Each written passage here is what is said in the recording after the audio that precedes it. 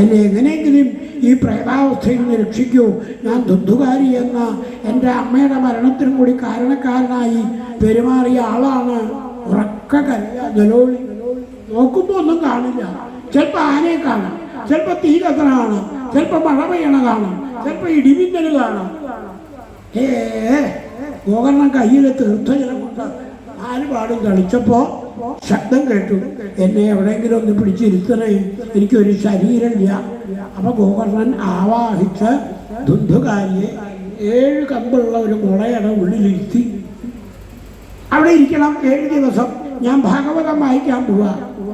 ശൗനകാദികളോട് പറയണോ സൂതൻ, അമ്മ ദുന്ധുകാരി എന്ന പ്രേതത്തിന് വേണ്ടി ആ ഗോകർണൻ ഭാഗവത സപ്താഹം വായിച്ചു. 7-ാം ദിവസം ഓരോ ദിവസം മുളയുടെ കമ്പ് പൊട്ടും.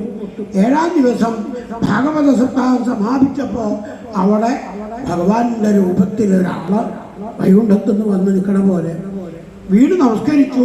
ഗോകർണനോട് പറഞ്ഞു, അത്രേ, എന്നെ പ്രേതാവസ്ഥയിൽ നിന്ന് ഭഗവാന്റെ രൂപത്തിലേക്ക് മാറ്റി ഭാഗവത സ്വരൂപിയായി ഞാൻ വൈകുണ്ഠത്തുനിന്ന് വിമാനം വന്നു. കൈവീശി എല്ലാവരെയും വന്ദിച്ച് ഗോകർണന്റെ മുമ്പിൽ സഹോദരൻ